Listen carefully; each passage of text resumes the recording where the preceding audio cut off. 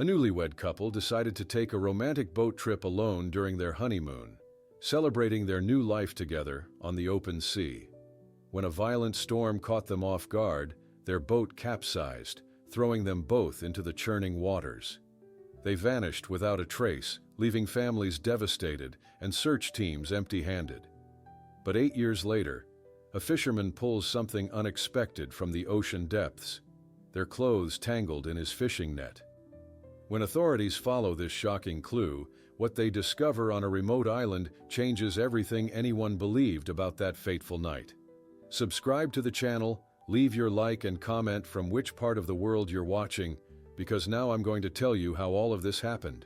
Do you, Michael Johnson, take Sarah Adams to be your lawfully wedded wife, to have and to hold from this day forward, for better, for worse, for richer, for poorer, in sickness and in health until death do you part? Michael's blue eyes crinkled at the corners as he smiled at Sarah. His dark hair fell slightly over his forehead as he nodded.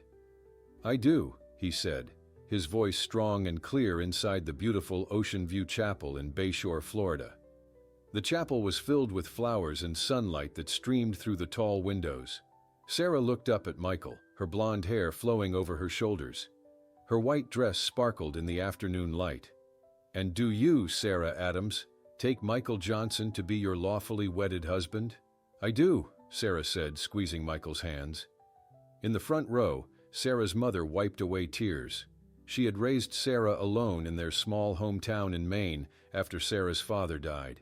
Next to her sat Michael's parents, both retired teachers from Georgia, who beamed with pride.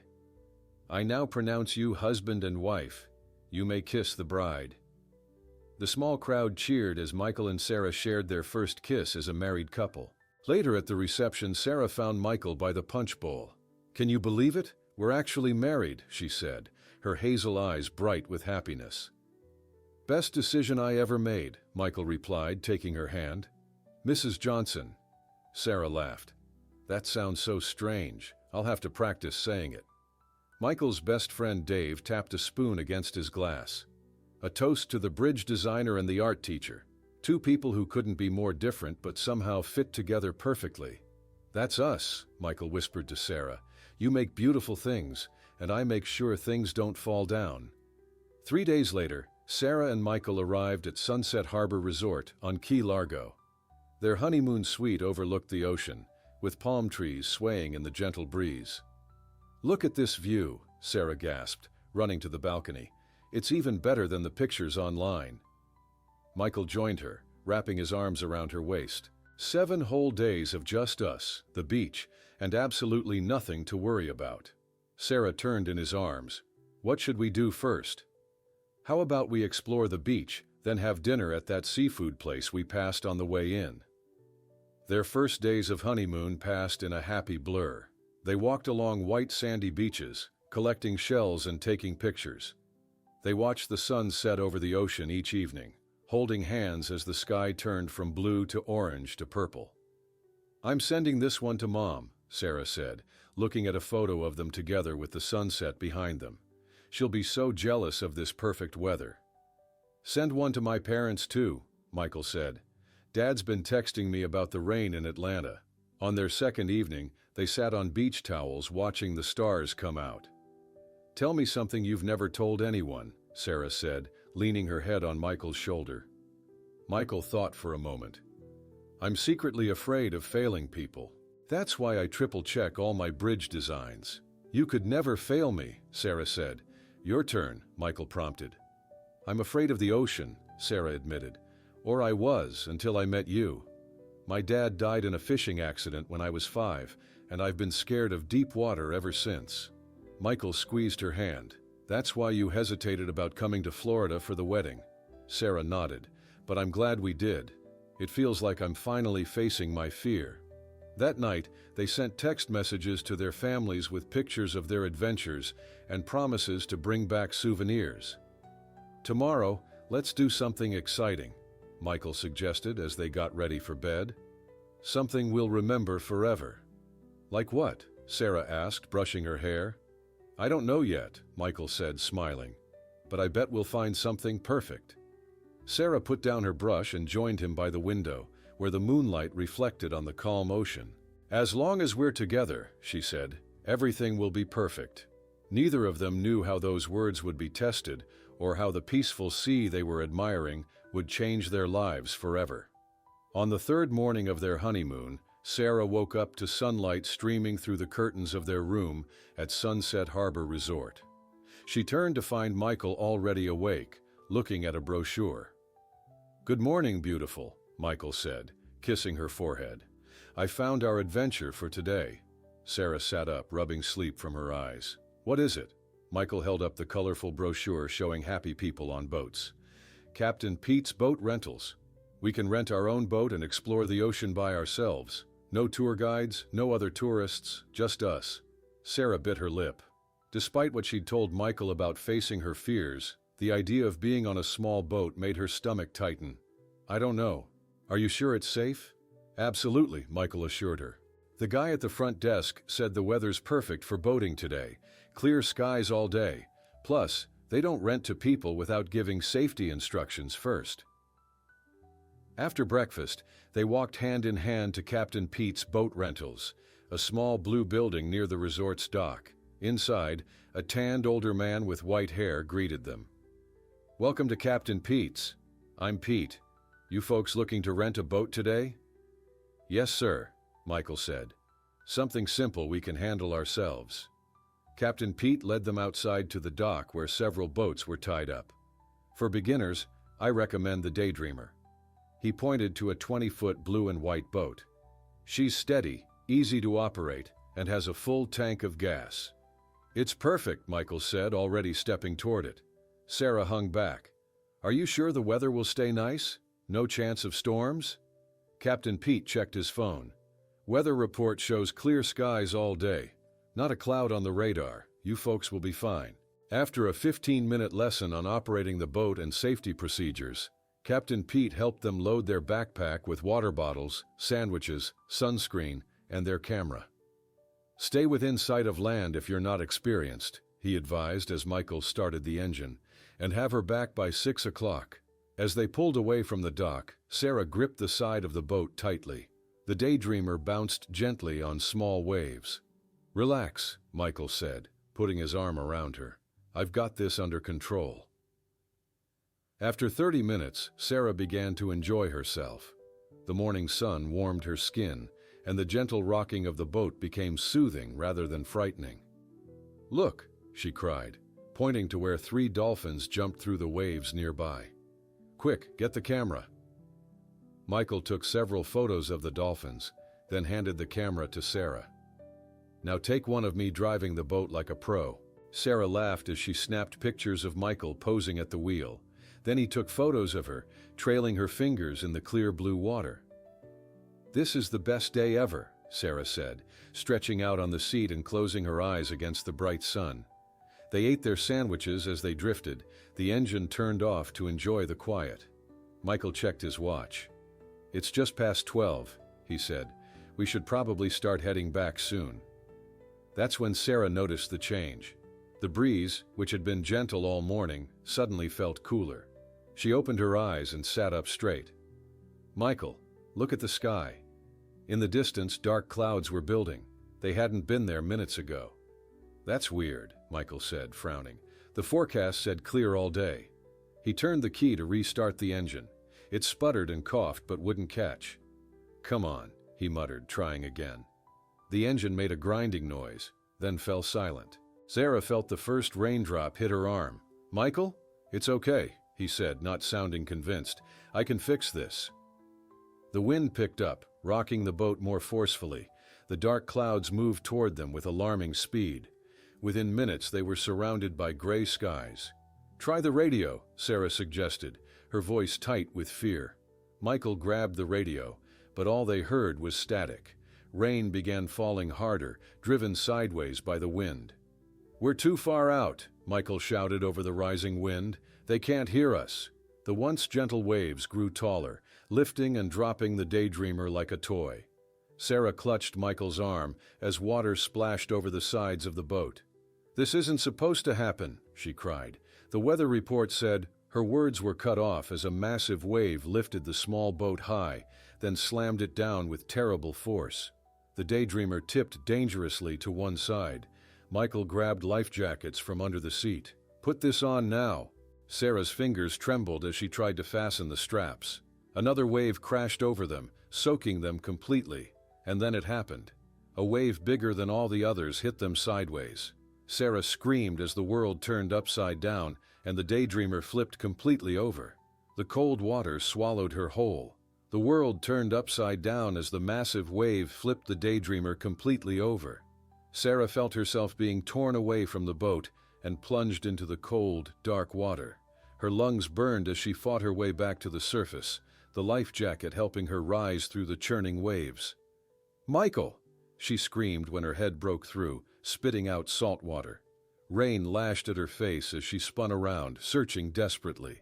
"Michael!" For several terrifying seconds, she saw nothing but angry waves and pieces of their boat scattered across the water. Then, about 20 feet away, she spotted him. Michael's dark head appeared above the water, his life jacket keeping him afloat. "Sarah!" he called back, his voice barely audible over the howling wind. "I'm coming to you." Sarah tried to swim toward him, but the waves kept pushing her in the opposite direction. She watched as Michael fought through the water, making slow progress toward a large piece of the broken boat, part of the hull that was still floating. "Swim to the boat piece," Michael shouted, pointing. "I'll meet you there." Sarah changed direction, using all her strength to push through the waves. Her arms ached as she finally reached the floating debris, grabbing onto its edge with trembling hands. The piece of hull was big enough to offer some support, but not large enough to climb fully out of the water. Michael reached her side a minute later, breathing hard. "Grab on!" he shouted over the storm.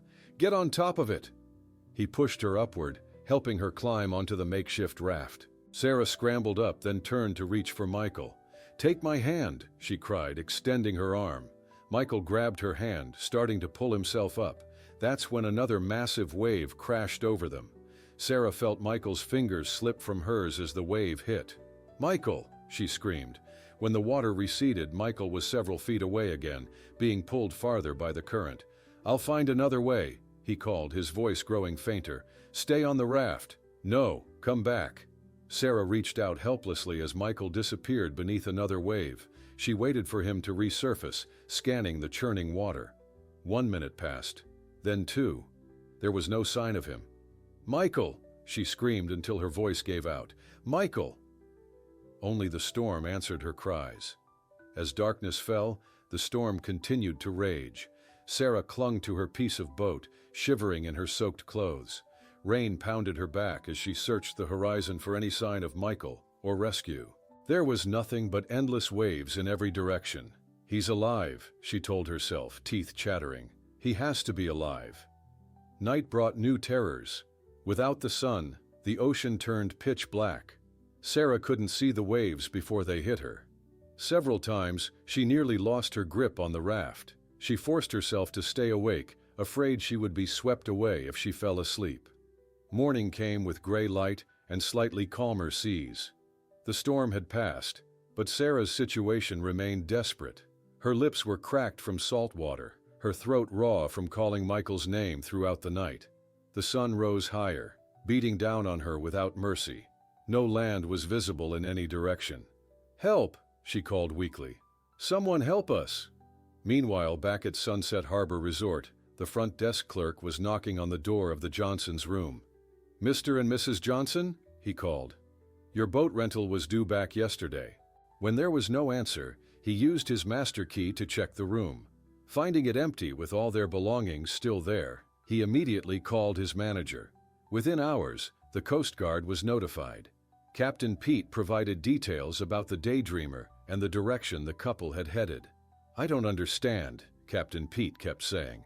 "The weather report showed clear skies all day. That storm came out of nowhere." The first search helicopter took off just before noon, beginning a grid pattern over the waters near Key Largo. Boats from the Coast Guard and local fishermen joined the search, scanning the horizon for any sign of the missing couple or their boat. Sarah didn't see the first helicopter that flew overhead. She had passed out from exhaustion and dehydration. her body slumped over the floating debris. When she woke again, the sun was setting on her second day lost at sea. Her hope faded with the light. No one would find her in this vast ocean. She thought of her mother waiting for news, of Michael's parents receiving a phone call no parent should ever get. "I'm sorry," she whispered, though no one could hear her.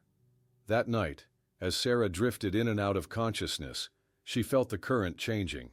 The piece of boat seemed to be moving faster, pulled by an invisible force. Too weak to care, she simply held on, her eyes closed against the salty spray.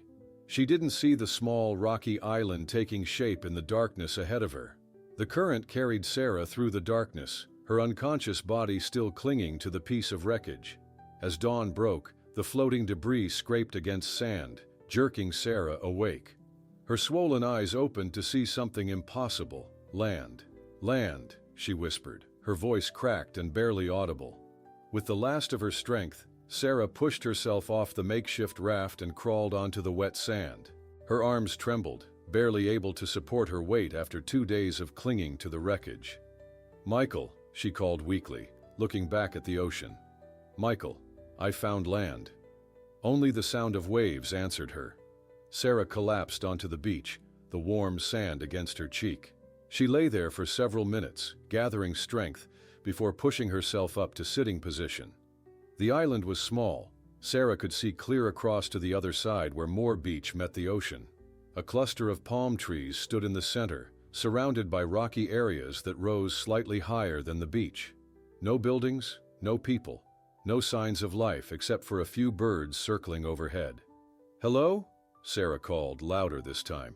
"Is anyone here?" Silence. Sarah struggled to her feet, her legs wobbling beneath her. She needed water desperately. Her throat felt like sandpaper, and her lips were cracked and bleeding from salt water. "The Coast Guard will find me," she told herself. "They must be looking by now." She scanned the horizon for boats or helicopters, but saw nothing except endless blue ocean in all directions. The sun climbed higher, beating down on Sarah's already sunburned skin. She stumbled toward the palm trees, seeking shade. Under their protection, she found large leaves that had collected small pools of rainwater from a previous shower. "Thank goodness," she murmured, carefully sipping the precious liquid. After drinking, Sarah felt slightly stronger. She walked the perimeter of the island, calling Michael's name every few steps. The entire circuit took less than 30 minutes. "They'll find me today," Sarah said aloud, trying to keep her spirits up. "I just need to signal them." She gathered rocks from around the island and arranged them into a large SOS on the beach. The dark stones stood out against the white sand, a signal any passing plane would surely notice. As the day wore on with no sign of rescue, hunger became Sarah's new enemy. She stared at the ocean, wondering if she could catch a fish somehow. Near the water's edge, she found a long piece of driftwood and broke off a sharp end. "I can do this," she said, wading into the shallow water with her makeshift spear. After many failed attempts, Sarah managed to catch a small fish. She had no way to cook it, so she ate it raw, gagging at the taste but forcing herself to swallow for survival. Night fell, bringing a chill to the air. Sarah gathered palm fronds and pieces of driftwood to build a crude shelter. As she worked, she kept glancing at the horizon, hoping to see lights from a rescue boat. "They're still looking," she told herself. "Mom won't let them stop looking." Inside her makeshift shelter, Sarah curled into a ball for warmth. Her thoughts turned to Michael. Was he on another island? Had he been rescued? Or was he— "No," she said firmly. "He's alive. He has to be." Sleep came in restless bursts, interrupted by dreams of the storm, and Michael's face disappearing beneath the waves. Sarah woke before sunrise, her body aching from lying on the hard ground. The new day brought the same routine, checking for rescue, collecting water, trying to catch food. Sarah added to her SOS sign and gathered wood for a signal fire, ready to light it the moment she spotted a boat or plane. But none came. By the 5th day, Sarah's hope began to falter. She sat on the beach, staring at her wedding ring, the only thing she had left from her life before. "What if they think we're both dead?" she whispered, tears rolling down her cheeks. That evening, Sarah used a sharp stone to scratch a mark on a large rock near her shelter. One line for one day on the island. It was the beginning of a count that would grow far longer than she could possibly imagine. In Florida, the Coast Guard expanded their search area, but hopes were dimming. The Daydreamer had been found in pieces, scattered across miles of ocean. Divers recovered Sarah's backpack with their waterlogged camera inside, but found no sign of the couple. Sarah's mother refused to give up. "My daughter is alive," she insisted. "She's out there somewhere." But after 3 weeks of searching, officials made the difficult decision. The search was called off. Michael and Sarah Johnson were presumed dead at sea. The scratch marks on the large rock had grown into a complex pattern. Sarah stood back, using a sharp stone to add the 2,920th line, 8 complete years on the island. "Happy anniversary to me," she said to the empty beach. Her voice sounded strange to her own ears, rough from disuse. She rarely spoke aloud anymore except to Wilson, the coconut with a face drawn on it that sat near her fire pit. "What should we do to celebrate, Wilson? Maybe catch an extra fish?" Sarah laughed at her own joke, the sound echoing across the empty beach. Her once blonde hair hung down her back in tangled strands, bleached almost white by years of sun.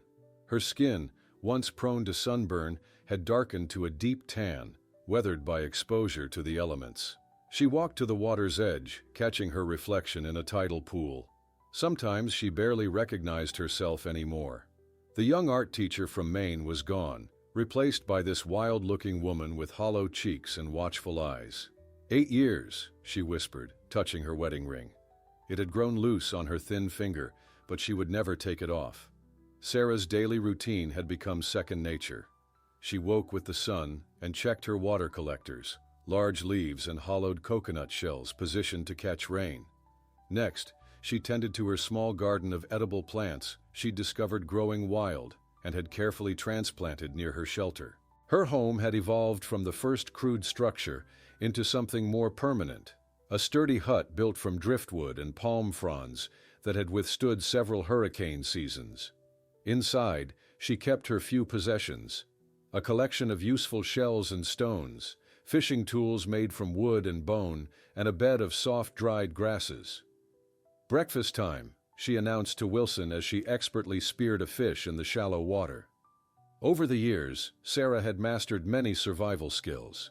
She could start a fire using dry wood and friction, weave baskets from palm leaves, and predict weather changes by watching the birds and ocean patterns.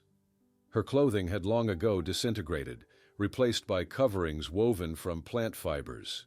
She had created a kind of skirt and top that provided protection from the sun while allowing her to move freely as she worked.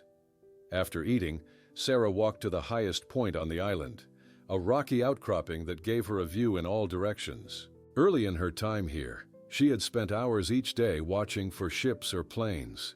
Now, it was just part of her routine, done without real hope.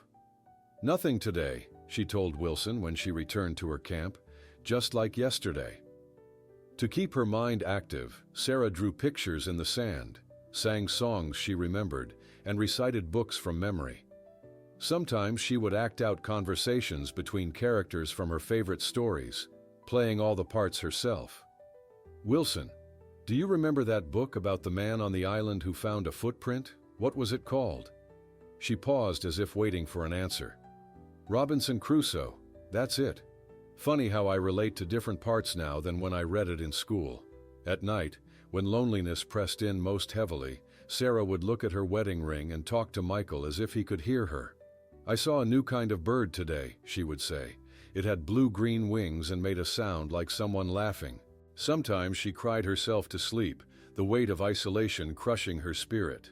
Other times, she felt a strange peace in the simple rhythm of island life, the sunrise, the tides, the stars appearing in the same patterns night after night.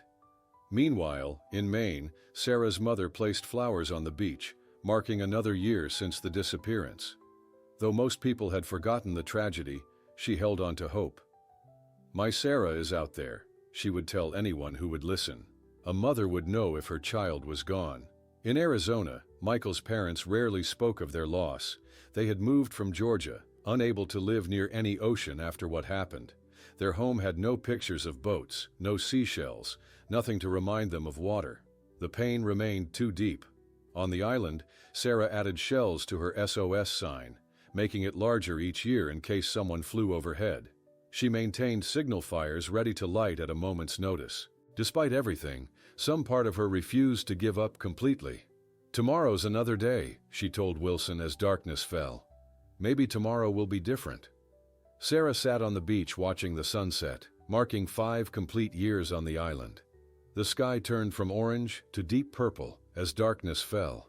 She had just finished her dinner, a small fish and some wild berries, when she noticed something unusual on the horizon. "Wilson, do you see that?" she whispered to her coconut companion.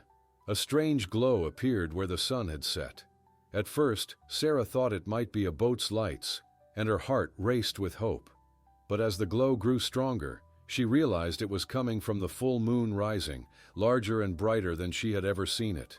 Sarah walked toward the water's edge, drawn by the moon's unusual brilliance. The light reflected on the ocean created a shimmering path across the waves. That's when she saw him. A figure was walking along the moonlit path on the water. A man's shape, familiar and impossible. "Michael," Sarah whispered, afraid to blink. The figure came closer and Sarah's legs began to shake. It was Michael, exactly as she remembered him, not aged a day, wearing the same blue Hawaiian shirt he had worn on their boat trip. "Sarah," he called, his voice as clear as if he were standing right beside her. "This isn't real," Sarah said, backing away. "I'm hallucinating." Michael stepped onto the beach. "I'm not a hallucination, Sarah. I'm really here." When he reached out and touched her arm, Sarah gasped. His hand was warm and solid. "How is this possible?" she asked, tears streaming down her face. "You drowned." Michael shook his head. "I didn't drown. Something happened to me, something I don't fully understand, but I've been trying to reach you." They sat on the beach together as the moon rose higher. Michael explained that he couldn't stay long, only while the moon was full, but he would return. "There's something special about this island," he said. "It exists in more than one time, more than one place." "That doesn't make sense," Sarah said. Michael told her, "The new president of the United States is James Carter." Sarah frowned. "Jimmy Carter? That's impossible. He was president decades ago." "Not where I am," Michael said. "And there's a new disease spreading called swine flu that has everyone worried." With each full moon, Michael returned. He always looked the same, but he brought new information, things happening in the world that Sarah couldn't possibly know. He told her about computers becoming smaller, about something called the Internet, about wars and peace treaties. "Barack Obama will become the first black president," he told her during one visit. 6 months later, during another full moon visit, he said, "They've invented phones that are also cameras and computers that fit in your pocket." Sarah began to understand that Michael wasn't just visiting, he was somehow moving through time. The Michael who visited her 1 month might come from the year 1999, while the next visit he might come from 2008. During her 6th year on the island, Sarah discovered the cave. It was hidden behind thick vegetation on the north side of the island, a place she rarely visited. Inside, ancient markings covered the walls, drawings of people stepping between circles that seemed to represent different worlds. "Wilson, these look old, really old," she said, running her fingers over the symbols. Near the cave entrance, her compass spun wildly, pointing in all directions at once. Sometimes when she sat in the cave, Sarah experienced strange moments where time seemed to jump. The sun would suddenly be in a different position, or night would fall in an instant. She began recording these events in her journal, using charcoal on large palm leaves. Each full moon, she would share her discoveries with Michael. "I think this island exists at the intersection of different times," Michael explained during one visit.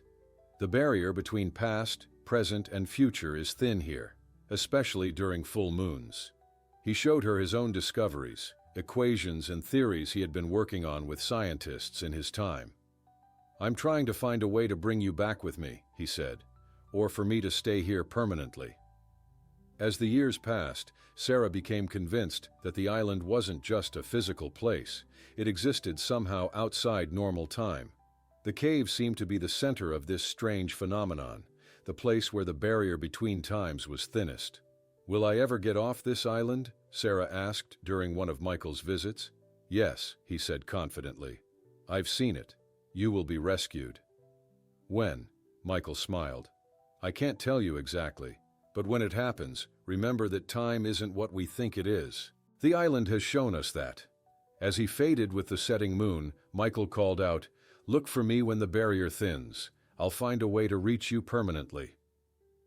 Tom Wilson yawned as he pulled up his fishing nets early that morning. The 65-year-old fisherman had been working these waters off Key West for over 40 years, and his weathered hands moved with practiced ease despite the cloudy sky threatening rain. "Another day, another dollar," he muttered to himself as he began sorting through his catch. Something blue caught his eye among the fish and seaweed. Tom reached down and pulled at it, finding it tangled in the net. What in the world? It wasn't seaweed or plastic trash. It was fabric, a faded blue Hawaiian shirt with palm tree patterns, and wrapped around it was something white, torn pieces of what might have been a dress. Tom held the wet clothing in his hands, his forehead wrinkled in thought. Something about these items seemed familiar. "I've seen this before," he said quietly. Then it hit him. The honeymoon couple. 8 years ago, when Tom was still working on a larger fishing boat, there had been a massive search operation. A newlywed couple had disappeared during a storm while on their honeymoon in the Keys. Their boat had been found in pieces, but the people were never found. Tom carefully placed the clothing items in a plastic bin and turned his boat toward shore. He needed to call the authorities right away. At the Coast Guard station in Key West, Officer Lisa Martinez listened to Tom's story with growing interest. "You're sure these could be from the missing honeymoon couple?" she asked, examining the clothing Tom had brought in. "Pretty sure," Tom replied. "That blue shirt with the palm trees, they showed it on the news back then. The husband was wearing it when they left on the boat." Officer Martinez nodded. "I'll need to take these items and file a report."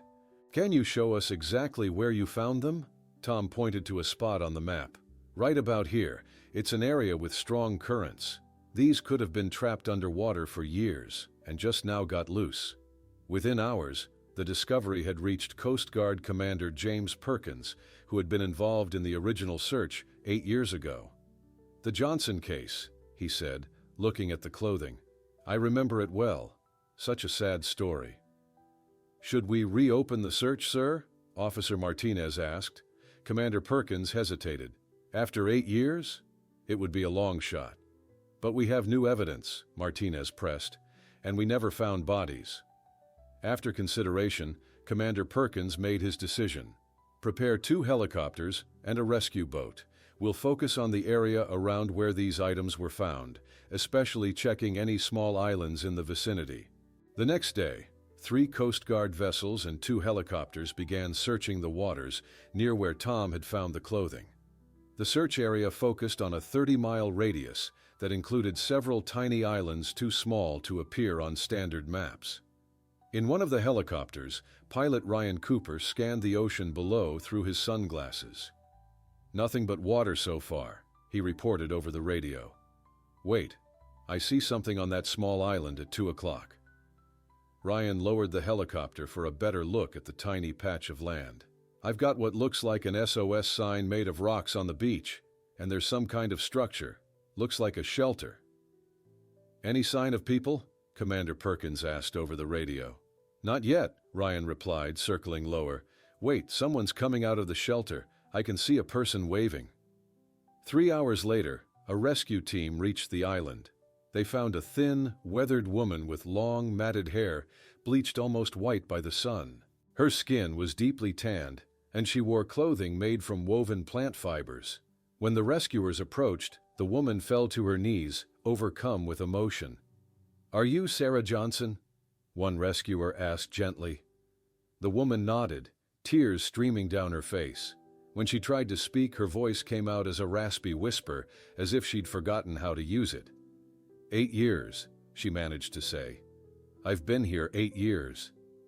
As they helped her to the rescue boat, Sarah kept looking back at the island, particularly at a cave visible among the rocks. She clutched something tightly in her hand, her wedding ring still on her finger after all this time. "My husband," she whispered. "Michael." "We'll look for him too," the rescuer promised, though his expression was doubtful. Sarah shook her head. "He's not here, not now." The news of Sarah Johnson's miraculous rescue spread quickly. By the time the helicopter landed at the hospital in Miami, reporters were already gathering outside. "Honeymoon bride found alive after 8 years," read the breaking news headlines across the country. The bright lights of Miami Memorial Hospital made Sarah's eyes hurt as nurses wheeled her through the corridors. Everything seemed too loud, too bright, too overwhelming after 8 years of island solitude. "We're taking you to a private room, Mrs. Johnson," a nurse with kind eyes explained. "The doctors want to run some tests." Sarah nodded weakly, unable to form words. The hospital smelled of chemicals and cleaning products, scents so foreign they made her stomach turn. The bed they transferred her to felt impossibly soft, like she might sink through it entirely. A doctor entered the room, smiling gently. "Mrs. Johnson, I'm Dr. Rivera. You're safe now. We're going to take care of you." That night, Sarah couldn't sleep despite her exhaustion. The beeping machines, the footsteps in the hallway, the occasional announcement over the speaker system, each sound jolted her awake. She finally slipped off the bed and made a nest of blankets on the floor, finding comfort in the harder surface. The next morning, Sarah's mother arrived from Maine. When she walked into the room, both women froze. "Sarah?" her mother whispered, hands trembling. "Is it really you?" "Mom," Sarah managed to say before they collapsed into each other's arms, sobbing. "I never gave up," her mother said between tears. "I knew you were alive. I felt it." Over the next several days, doctors examined Sarah thoroughly. They were amazed by her physical condition. Despite years of isolation, she had maintained her health remarkably well. "Your body adapted to the environment," Dr. Rivera explained. "Your bones show signs of good nutrition from fish and plants. Your survival skills were extraordinary." But when Sarah began talking about Michael appearing during full moons, the doctors exchanged worried glances. "Sarah," Dr. Martinez, the hospital psychologist, said gently, "what you experienced was likely a coping mechanism. The mind creates comfort during extreme isolation." "No," Sarah insisted. "He was really there. He told me things about the world, about what was happening." "Like what?" Dr. Martinez asked. "He told me about Barack Obama becoming president, about phones that work as cameras and computers, about new diseases." The medical team attributed this knowledge to information Sarah had gathered since her rescue, but she knew differently. One evening, when a nurse turned on the television, Sarah stared in fascination at the device. "TVs are so flat now," she said. "Michael told me they would be." After 3 weeks in the hospital, Sarah was released into her mother's care. They flew back to Maine, to the small coastal house where Sarah had grown up.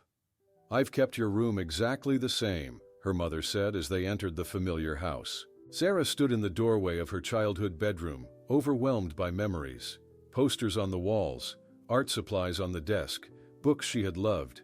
Everything preserved like a time capsule. That night, Sarah struggled to sleep in her old bed. The house felt confining after years under open sky. She opened the window, needing to feel the breeze, to hear the sounds of night. In the morning, her mother found her asleep on the floor beside the open window. Adjusting to modern life proved challenging for Sarah. Cell phones confused her. The internet seemed like magic. Even grocery stores overwhelmed her with too many choices. "What kind of cereal would you like?" her mother asked during their first shopping trip. Sarah stared at the endless boxes, her hands shaking. "I don't know. I can't. There's too many." They left the store without buying anything. Reporters camped outside their house, desperate for interviews. Sarah's mother fiercely protected her privacy. "She's been through enough," she told them. "Leave her alone to heal." At night, strange things began happening. Sarah would wake to find objects moved in her room, her hairbrush on the opposite side of the dresser, her shoes placed neatly when she'd left them scattered. One morning, she found sand in her bed, though they lived miles from the beach. Most concerning to her mother were the times Sarah spoke about Michael in present tense. "Michael loves the sunset," she said one evening as they watched the sky turn orange. "Sweetheart," her mother said carefully, "Michael is gone." Sarah shook her head. "No, he's not. He's just not here right now." Dr. Martinez visited weekly, trying to help Sarah process her experiences. "Sarah, we need to talk about acceptance," the doctor said during one session. "I accept everything that happened," Sarah replied, "but you need to accept that I'm telling the truth about Michael." Each night Sarah would stand at her window, looking at the moon. During the full moon, she stayed awake all night, watching, waiting. "He'll find a way," she whispered to herself. "Time isn't what we think it is." 6 months after her rescue, Sarah sat at the kitchen table in her mother's house in Maine. The morning sunlight streamed through the window as she sipped tea from a mug she still found too fragile in her hands. "Any plans today?" her mother asked, placing a plate of toast in front of her. Sarah shook her head. "Just the usual." The usual had become her new routine. A short walk around the neighborhood, some drawing, and hours staring at the ocean from the cliff near their house. Sarah was still adjusting to what everyone called normal life. The doorbell rang, startling both women. "I'll get it," her mother said, wiping her hands on a towel. Sarah heard her mother talking to someone at the door, then the sound of footsteps returning to the kitchen. "It's a package for you," her mother said, holding out a small brown box. "No return address." Sarah took the package, feeling its light weight in her hands. Something about it made her heart beat faster. Who would send me something? She wondered aloud. With trembling fingers, Sarah opened the box. Inside, nestled in tissue paper, was a man's wedding ring, gold with a small inscription inside. Sarah gasped when she saw it. "Michael's ring," she whispered. Her mother leaned closer. "What? That's impossible." Sarah turned the ring to read the inscription inside. "To Michael, forever yours, Sarah." Beneath the ring was a folded note. Sarah carefully opened it and immediately recognized the handwriting. "It's from him," she said, her voice shaking. "It's Michael's handwriting." "That can't be," her mother said. "Sarah, someone is playing a cruel trick on you." Sarah read the note aloud. "Time isn't what we think it is. Look for me when the barrier thins." "Where was this sent from?" her mother asked, examining the package. "The postmark says Key West," Sarah said. "It was mailed 1 week ago." Sarah clutched the ring tightly. "He's alive, Mom. I've been telling the truth all along." That afternoon, Sarah called Dr. Martinez to tell her about the package. "Sarah," Dr. Martinez said gently over the phone, "I understand why you want to believe this is from Michael. But we need to consider other explanations." "Like what?" Sarah demanded. "Someone who knows your story could be trying to upset you, or perhaps seeking attention." "No one could copy his handwriting this perfectly," Sarah insisted. "And how would they get his ring?" After hanging up, Sarah sat on her bed, holding Michael's ring. She remembered the day they had chosen their wedding bands, how Michael had insisted on the inscription, saying he would never take it off. The next day, Sarah received an email from a woman named Dr. Eleanor Martinez, no relation to her psychologist. "Mrs. Johnson," the email read, "I'm a physicist at Boston University studying theoretical time anomalies. Your experience interests me greatly. Would you be willing to meet?" Sarah agreed, and 3 days later, Dr. Eleanor Martinez arrived at their home, a tall woman with gray hair and intense eyes. "Thank you for seeing me, Doctor," Martinez said as they sat in the living room. "I've been following your case since your rescue." "You believe me?" Sarah asked cautiously. "Let's say I'm open to possibilities that most scientists dismiss," Dr. Martinez replied. "Your description of time fluctuations on the island matches some theoretical models my team has developed." Sarah showed her Michael's ring and the note. Dr. Martinez examined them carefully. "This is fascinating. The postmark is authentic." "I want to go back," Sarah said suddenly. "To the island." "Sarah, no," her mother protested from the doorway. "I need answers," Sarah insisted, and Michael is trying to reach me. Dr. Martinez nodded thoughtfully. I could help organize an expedition. I have 2 graduate students who could assist, and we could bring proper equipment to measure any unusual phenomena. It would be dangerous, Sarah's mother warned. We would take precautions, Dr. Martinez assured her, and bringing Sarah back might provide closure if nothing else. As they discussed details, a filmmaker named Jason called Dr. Martinez. He's been documenting unusual time phenomena, Dr. Martinez explained after the call. He'd like to join us and record the expedition.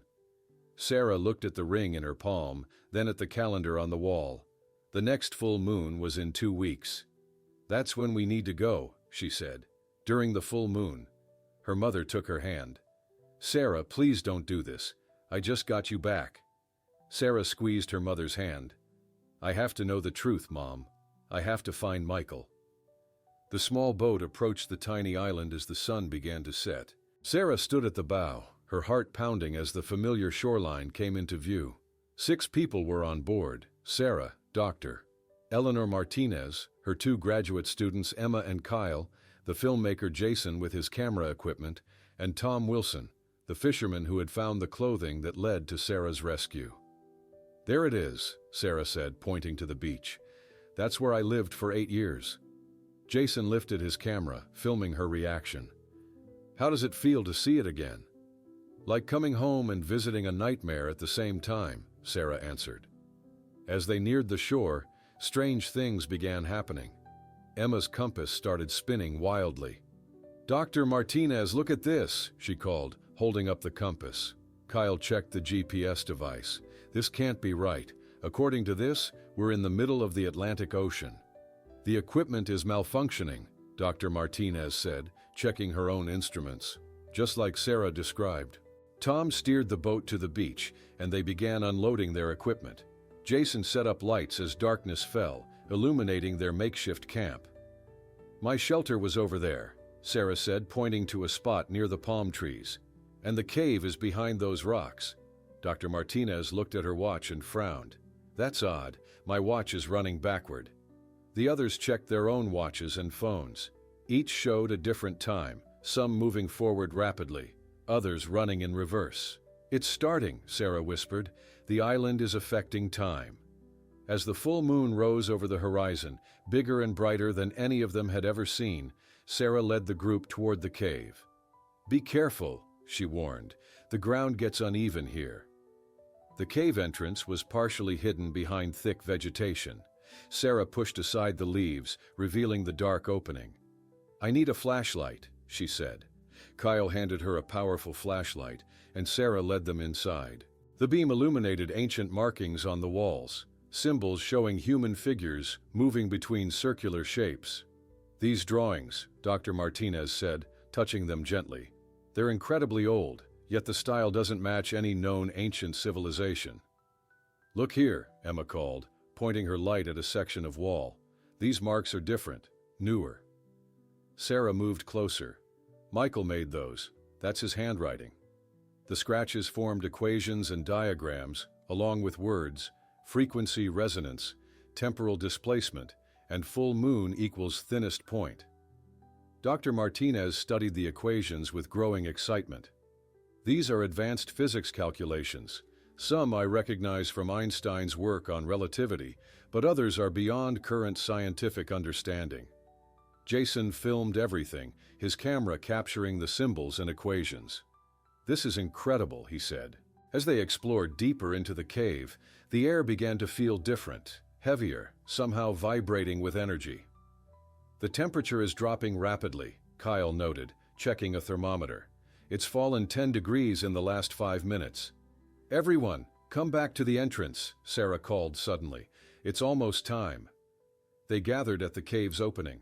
The full moon had risen fully now, bathing the island in silvery light. What exactly are we looking for? Emma asked. Just watch, Sarah said, her eyes fixed on the space in front of the cave. As the moonlight reached its brightest, a strange shimmer appeared in the air, like heat waves, but with faint colors running through them. The shimmer grew stronger, forming what looked like a window in the air. It's happening, Sarah whispered. Through the shimmer, they could see the same beach, but it looked different. In one moment, it appeared pristine, with no sign of human presence. In the next, they glimpsed what looked like old sailing ships on the horizon. Then, the scene shifted again, showing modern buildings that didn't exist in their world. Multiple timelines, Dr. Martinez breathed. The barrier between different times is becoming visible.